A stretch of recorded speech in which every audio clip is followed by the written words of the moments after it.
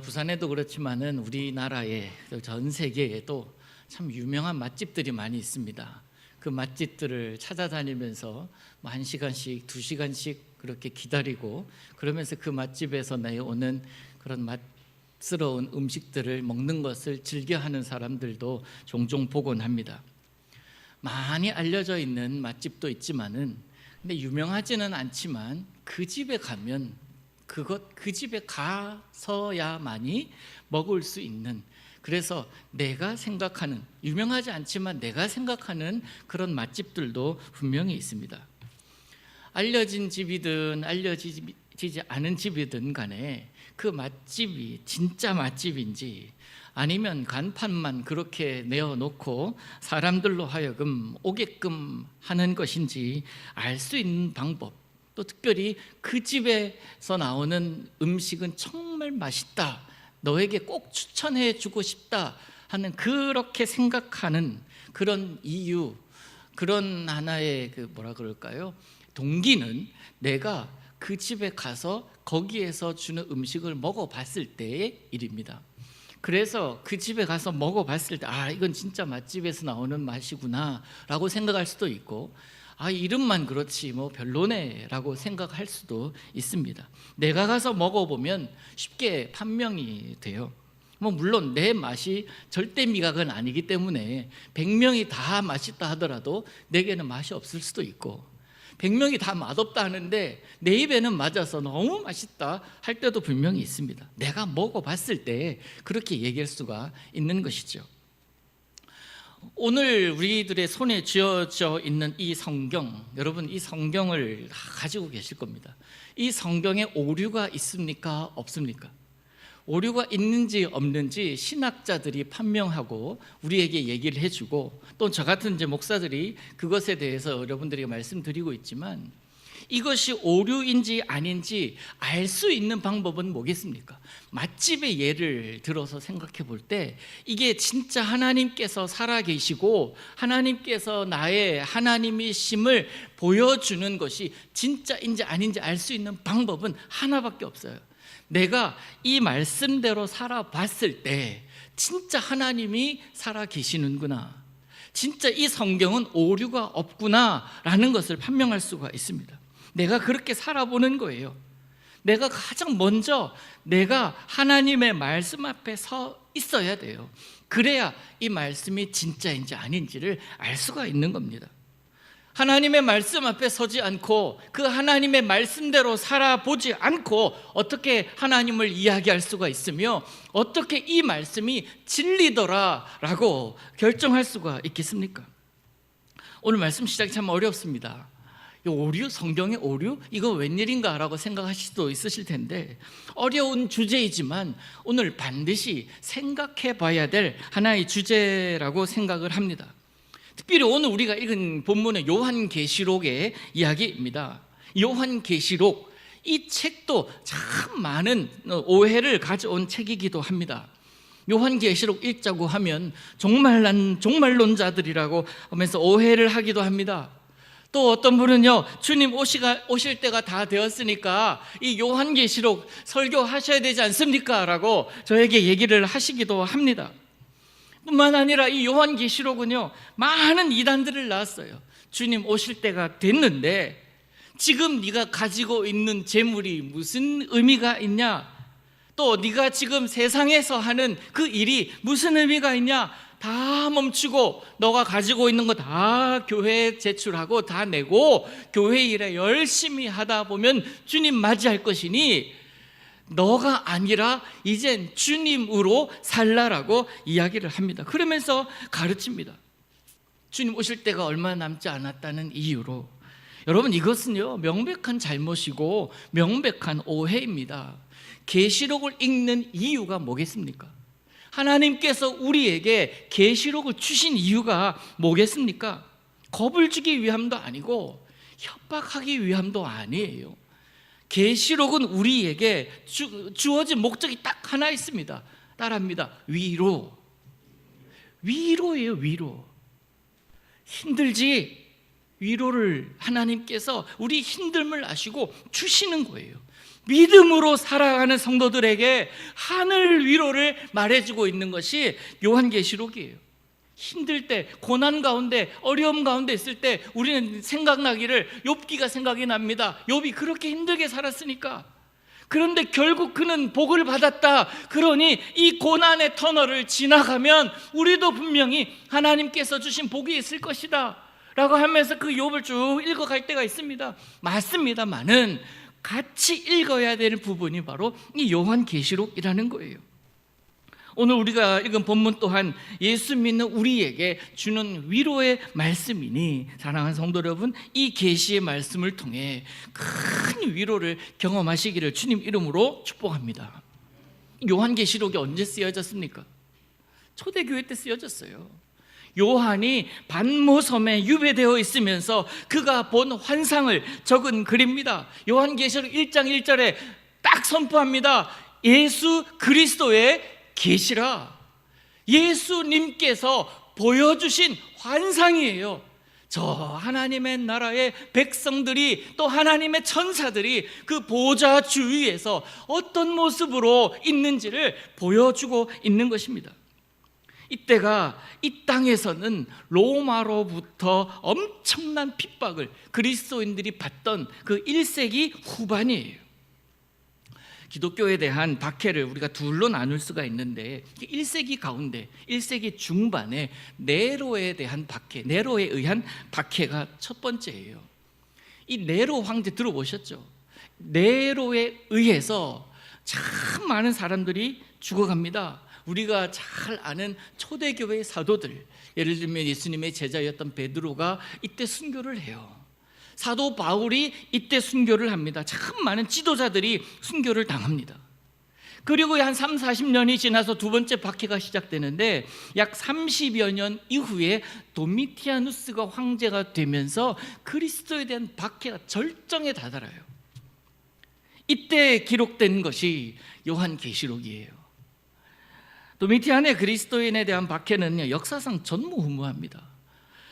이 사람이 얼마나 엽기적인 사람이었냐 하면 그가 이제 황제로 등극할 때에, 여러분 황제, 로마의 황제라고 하면 그때 당시에 최고의 권력이에요. 이 사람의 권위는 신이 내려진 것이기 때문에 그 누구도 안 됩니다 할 수가 없습니다. 그런데 이 도미티안이요 황제로 등극을 하는데 그가 황제가 된 것을 못마땅해 합니다. 아니, 그 어마어마한 권력, 살아있는 권력인데 그것 자체를 못마땅해 합니다. 그러면서 도미티안은요 약 10년에 걸쳐서 로마의 체질을 완전히 바꿔요. 그리스, 로마, 주변의 모든 신들을 다 로마로 가지고 옵니다. 그러면서 로마 곳곳에 그들을 향한 신전을 짓게 해요. 그래서 지금도 로마 가면은 신전의 터들이 되게 많아요. 근데 그 터들이 굉장히 규모가 크고 많습니다. 다 그렇게 신전이 세워졌습니다. 그 신전이 세워진 그곳에 도미티안이 섭니다. 로마인들을 다 불러 모아요. 거기서 선포합니다. 뭐라고 선포한지 아세요? 여러분, 저는 지금까지 여러분들을 속였습니다. 그러면서 황제가 입고 있는 옷을 다 찢어버리는 거예요. 다 없어. 황제의 관을 다 버리는 거예요. 얼마나 사람들이 놀랐겠습니까? 웅성웅성 됐겠죠. 그러면서 하는 말, 저는 지금까지 여러분을 속였습니다. 그러면서 하는 말 뭐냐면, 저는 원래 사람이 아니라 뭐라고? 신이었습니다. 난 원래 신이야 라는 거예요. 사람이 아니라고요. 그 얘기를 사람들이 듣습니다. 그러면서 자기가 서 있는 것을 보래요. 신전에 서 있잖아요. 신들의 반열 가운데 자기가 서 있잖아요. 사람들이 막 웅성댑니다. 사람들이 보니까 진짜 신과 함께 서 있어요. 그러면서 선포합니다. 더 이상 자신을 황제라고 부르지 마. 뭐라고 불러요? 도미누스 et 데우스. 여기서 이런 말이 나와요. 도미누스 et 데우스. 이게 뭐냐면 주인 동시에 신. 도미티아누스요, 주님인 동시에 신이신 도미티아누스요, 황제라고 부르지 못하게 합니다. 그런 호칭을 쓰게 해요. 주님이요, 신이요, 도미티아누스요. 자, 당시에 그 모습을 본 로마 사람들의 반응이 적혀 있어요. 어땠을까요? 로마 사람들의 반응 객관식으로 1번 와 정말 대단한 분이십니다, 환영합니다 했을까요? 하면 2번 죄송합니다, 미친 거 아니야, 웅성대는 거예요, 미친 거야. 자, 1번일까요? 2번일까요? 네? 1하고 이게 발음이 모양이 비슷해가지고 뭐라고 하는지 모르겠네요. 1번일까요? 2번일까요? 1번이에요. 1번. 모든 그 로마 사람들이요, 이 도미티아누스의 이 말에 대해서 박수치고 열렬하게 환영합니다. 세상에 자신이 황제가 아니라 원래 신입니다, 난 원래 신이었다고, 너희들은 신을 섬기는 사람들이라고 이렇게 얘기를 하는데 미친 거 아니야가 아니라 네 환영합니다, 도미티아누스여, 도미누스의 데우스, 이렇게 반응을 하는 거예요. 왜 그랬을까요? 그 당시에 황제가 죽으면 거의 대부분의 경우에 신의 반열을 올려줘요. 죽으면 신이 되는 상황이에요. 그런데 이 도미티아누스는 살아있으면서 신이라고 자신이 인정을 하고 자신이 지칭하고 신이 자신들을 통치한다고 얘기를 하니, 즉 로마 제국은 사람이 다스리는 제국이 아니라 신이 다스리는 제국이 된다는 것이기 때문에 더 좋아하는 거예요. 더 열광합니다. 그런데 여기에서 모두가 다 좋아했겠어요? 모두가 다 환영했겠습니까? 반대하는 그룹이 있었습니다. 또 미누스 에테우스라고 부르지 않는 그룹이 있었습니다. 누굴까요? 그리스도인들. 그 칭호는 사람에게 말하는 게 아니라 그들의 유일하신 여호와 하나님께 부르는 칭호였거든요. 주 그리고 신이신, 그것은 하나님께만 얘기하던 칭호였단 말이에요. 그래서 그리스도인들은 그것을 그렇게 부르기를 거절합니다. 그래서 도미티아는요, 모든 로마의 군사들에게 합법적으로 황제의 신됨을 거절하는 자들, 그들 특히 그리스도인들을 죽일 수 있도록 허락합니다. 그런데 쉽게 죽이지를 못하게 해요. 모든 이들이 보는 앞에서 이때부터 말로 표현할 수 없는 도미티안 시대의 기독교 박해가 시작이 됩니다. 이 박해가 얼마나 악랄하고 그리스도인들이 힘들게 했는지 한 가지 한번 예를 들어 볼게요. 여러분, 4년마다 한 번씩 온 인류의 축제라고 하는 올림픽 있잖아요. 그 올림픽은 지금의 올림픽의 모습을 갖추게 된 것은 1896년에 근대 올림픽이 시작되었다고 봅니다만은, 그것은요 기원전 8세기경까지 그 기원이 있어요. 로마가 건국되던 그때 초기에 제우스를 신으로 섬기기 시작한 때부터라고 보는 견해가 대부분입니다. 그러니 그 제우스를 섬기기 위한 그 신전을 만들고 경기장을 만들고, 그러면서 그들의 스포츠라든지 예술이라든지 그런 그 변호라든지 이야기하는 사상이라든지 그런 것들 얼마나 많이 발달합니까? 그 유명한 로마의 건축물, 여러분 기억하는 게 하나 있을 겁니다. 콜로세움이라고, 원형 경기장 아닙니까? 여러분, 왼쪽이 지금의 이 콜로세움의 모습인데요, 그것이 원래는 오른쪽의 모습이었을 것이다라고 이야기를 합니다. 규모가 어마어마합니다. 적어도 5만 명, 많이 들어갔을 때는 최대 8만 명까지 들어가는 경기장을 그때 만들었습니다. 그래서 저곳에서 검투사 경기가 열렸고요, 야수들을 사냥하는 그런 사냥 경기도 열렸다고 합니다. 저 안에서 크고 작은 연기가 펼쳐졌다고 하고요, 저기에 물을 채우면 바다가 돼요. 그래서 뱃놀이도 했다고 해요, 당시에 유력한 자들은. 근데 이 경기장에 종종 희한한 일들이 일어났다고 합니다. 희한한 공연, 희한한 연극이 펼쳐지는데, 관중들로 하여금 이곳에서 카타르시스라고 할까요? 그 공연이 열릴 때가 있었다고 하는데, 그 공연을 펼치는 자들이 그리스도인들과 노예들이었다고 합니다. 그리스도인과 노예들, 왜 그랬을까요? 그리스도인들은 예수를 그리스도라고 고백하는 자들 아닙니까? 도미티안에게 그렇게 얘기를 하지 않아요. 그러니까 잡혀옵니다. 또 노예들은 가진 자들의 소유이기 때문에 내보내어 마음에 들지 않으면, 그래서 그곳에 들여보냅니다. 그들의 옷을 다 발가벗긴 이후에 그들의 신화와 그들의 전설, 그리고 일상에서 일어나는 일들, 드라마 같은 것들, 그리고 음담패설들, 그리고 근친상간하는 것들, 그런 것들을 그들에게 하게끔 해요. 재현하게 합니다. 그러면서 그 연기하는 모습을 보면서 사람들은 박수 치면서 웃고 깔깔대고 손가락질하면서, 때로는 더러운 것들이라고 하면서 옆에 있는 돌들을 집어 던지는, 창을 던지는 사람들도 있었다고 해요. 자, 연기가 끝났습니다. 돌을 맞은 사람, 창에 찔린 사람, 그런 사람들이 그 바닥에 있습니다. 이것으로 끝이 아니에요. 사람들이 집에 가지 않아요. 다음 장면이 있기 때문에 그렇습니다. 그 발가벗겨진 그리스도인들과 노예들을 향해서 짐승을 풀어요. 우리가 들었던 그리스도인들이 그 콜로세움에서 사자의 밥이 되는 과정을 보기 위해서 사람들은 가지를 않는 거예요. 여러분, 그렇게 죽임을 당하던 그리스도인들이 한번 생각해 보십시다. 그 콜로세움에 서는 것을 피할 수 있었을까요? 없었을까요? 거기 들어가기 직전에 여전히 나는 저기 들어갈 수밖에 없는 사람이다, 그렇기 때문에 들어갔을까요? 아니면 기회가 있었을까요? 기회가 있었어요.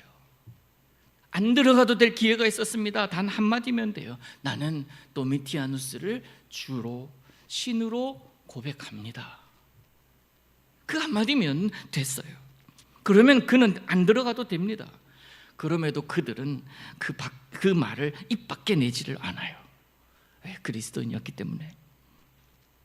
그런데 여러분, 조금 더 나가면 여러분, 그리스도인이 죽어가는 그 엄청난 경기장, 그것을 관중들이 보잖아요. 그 관중석 맨 첫 줄에는 누가 앉아 있었는지 여러분 아십니까? 말씀드렸듯이 로마의 군인들이 이 그리스도인을 합법적으로 잡으러 다니던 때 아닙니까? 집집마다 찾아다니면서 질문합니다. 그러면서 끄집어내면서 물어봅니다. 너 그리스도인이지? 아니요 라고 하면은 넘어가겠지만 조금이라도 머뭇거리면 잡혀가는 거예요. 이 질문에 한 대답을 생각한다? 그건 그리스도인이라는 반증이거든요. 그렇게 잡혀온 자들이 맨 앞줄에 앉아 있어요. 그러면서 끝까지 믿음 지킨 자들의 마지막을 직접 눈으로 보게 합니다. 어제 바로 주의 기도를 같이 하고 같이 성찬하고 같이 예수님에 대해서 믿음을 고백했던 그들을 직접 눈으로 보면서 맨 앞줄에 앉아서 저들을 향해서 저들을 죽여라, 저들을 죽여라고 소리 질러야 했는데, 그들의 저들을 죽여라는 함성이 로마인들의 함성보다 더 크지 않으면, 혹시나 나 못 보겠다면서 눈을 감기라도 하면 그들은 운동장으로 확 밀어버리는 거예요. 너도 똑같은 사람이라고. 그것이 허용되었던 곳이었다라는 겁니다. 여러분, 얼마나 잔인합니까? 이게 도미티안이에요. 도미티안은 박해 시절 이런 박해들이 그리스도인들에게 있었다라는 것입니다. 여러분, 도미티안은 자기가 로마의 신으로 있는 한 그리스도인의 그 씨를 말려버리겠다고 선언한 자입니다.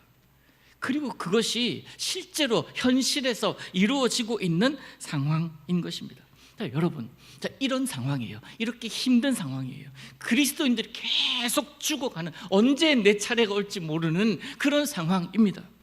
여차하면 내가 하나님이라도 이름이라도 부르기라도 한다면 죽을 수 있는 그런 상황입니다. 자, 이럴 때에, 이런 상황 속에서 그렇게 믿음 지키면서 오직 주님만을 향해서 주님만이 주님이시오, 하나님만이 주님이시오, 하나님만이 참된 신입니다 라고 고백하며 살아가던 그리스도인들에게 가장 필요한 것이 무엇이겠습니까? 그때를 살아가는 그리스도인들에게 가장 필요한 것이 뭐겠습니까? 저 하나님의 나라에서 내가 믿는 그 하나님이 나타나셔서 나 지금 살아있다, 너 틀린 것 아니다, 내가 지켜줄게 라고 하는 그 얘기 아니에요? 그 한마디 아닙니까? 그래서 때로는 하나님의 방법으로 예수 믿는 사람들은 살고, 예수 안 믿고 조롱하고 핍박하고 돌 던지고 채찍질하고 창 던지던 그 악랄한 자들에게 벼락이라도 내려서 하나님이 살아계심을 보인다면 너무나 하나님께서 살아계심의 증거이고 내가 살만한 이유가 아니겠냐고요. 이게 필요한 것 아닙니까? 이게 정말 그때 당시 그리스도인들에게 있어야 될 그런 모습 아닙니까? 그 마음을 하나님께서 모르셨을까요? 근데 똑같은 상황이 예수님 때도 있었거든요. 십자가에 달리신 예수님께서 밑에서 사람들은 조롱합니다. 그러면서 내려와 보라고, 내려오면 내가 믿겠다고 하는 사람들이 밑에 지천으로 깔려 있어요. 근데 예수님 못 내려가십니까? 안 내려가십니까? 안 내려가셔요. 왜 안 내려가시냐고요? 그때 내려가셔서 이것 봐라, 내가 진짜 하나님이요, 하나님의 아들이고 내가 예수라고, 너희들 믿으라고. 그랬다면 어땠을까? 오늘 마찬가지로 예수 믿는 사람들은 살고 예수 믿지 않는 사람들이 정말 하늘에서 천둥이라도 내려서 벼락이라도 내려서 땅이 꺼지면서 예수 믿는 사람들은 다 살아있고 예수 안 믿는 사람들, 그렇게 핍박하던 사람들이 죽어나간다면 이거야말로 하나님께서 살아계시다는 그런 증거 아니겠냐고요. 우리 일상 가운데, 여러분 일상 가운데 그런 상황들, 그러한 생각들 안 해보십니까? 해보시잖아요. 여러분이 힘들 때는 언제입니까? 하나님 이 순간에 좀 말씀해 주시고 하나님 나타나 주세요 라고 하나님께 기도하는 때가 있잖아요. 그런 때는 여러분 언제입니까? 사람들이 나를 알아주지 않을 때,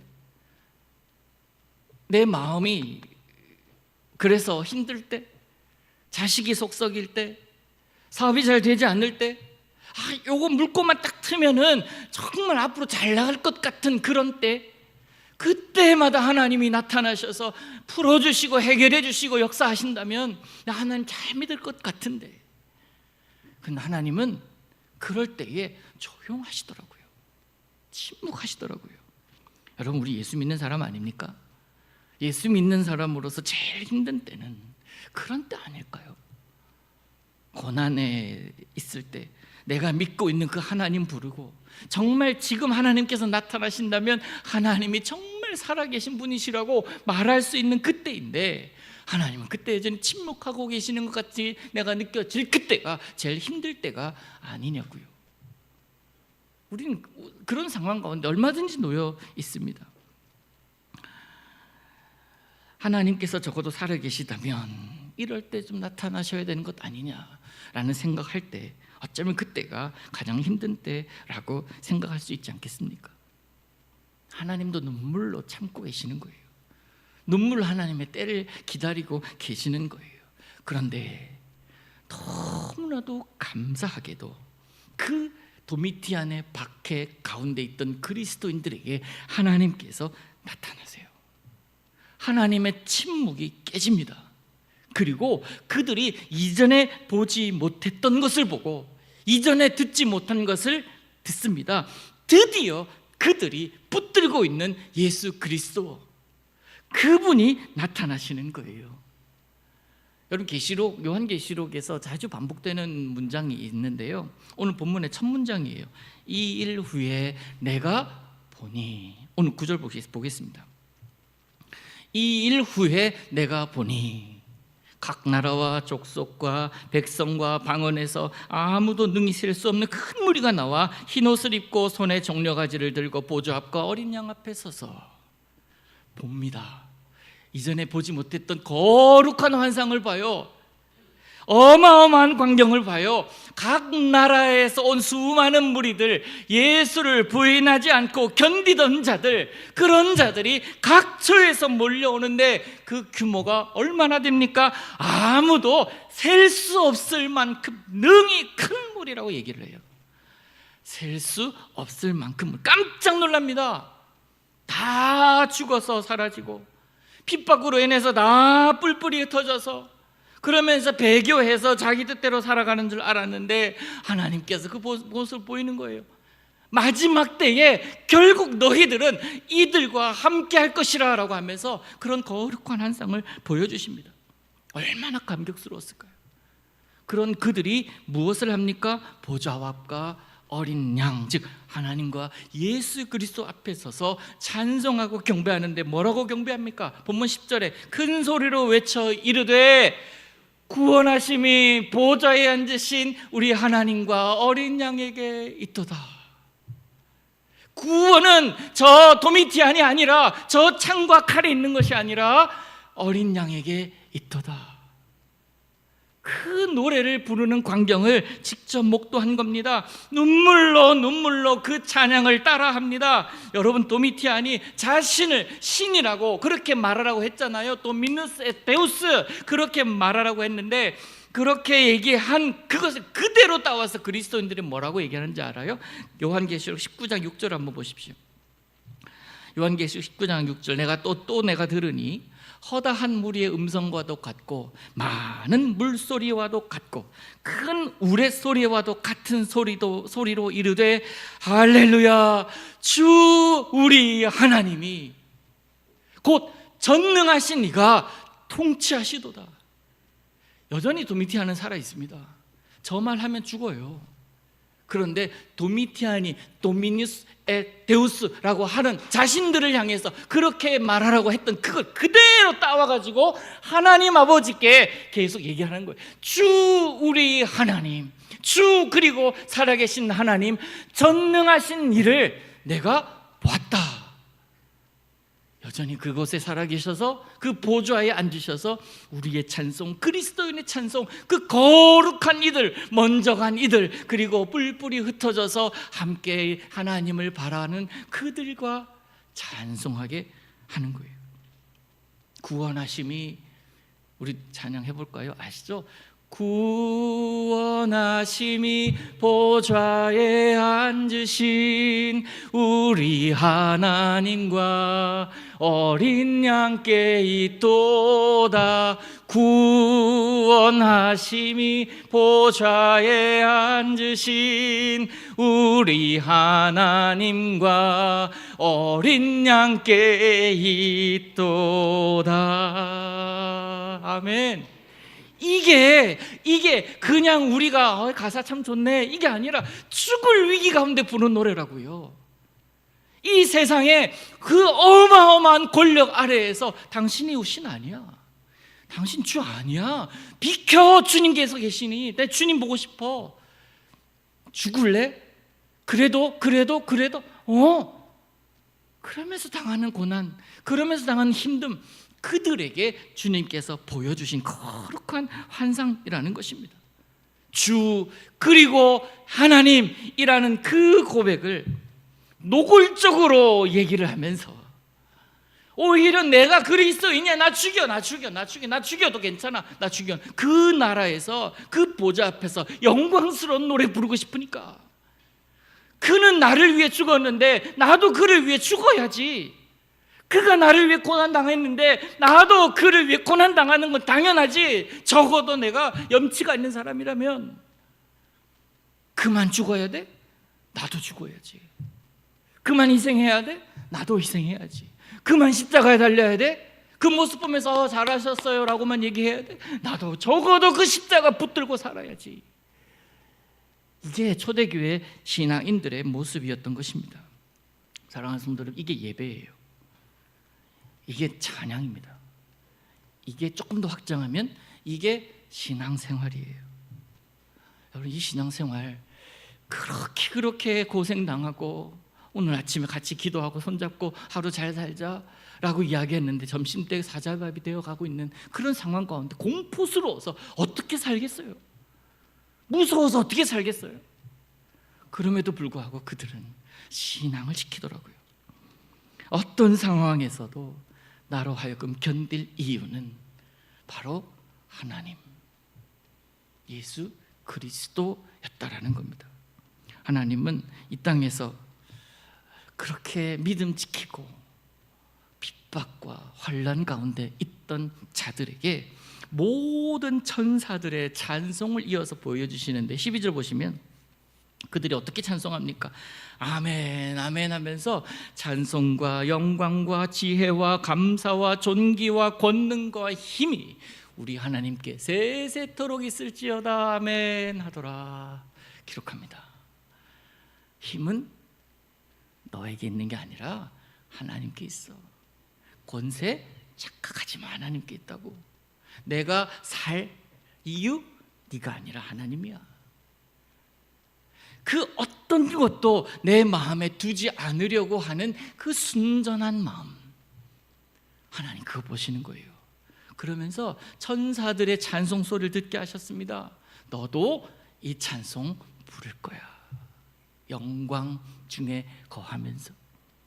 그리고 너의 눈에는 감격의 눈물이 흐를 거라고. 믿음 지키며 살아가는 너에게. 자, 오늘 21세기를 살아가는 우리들에게 하나님 말씀하십니다.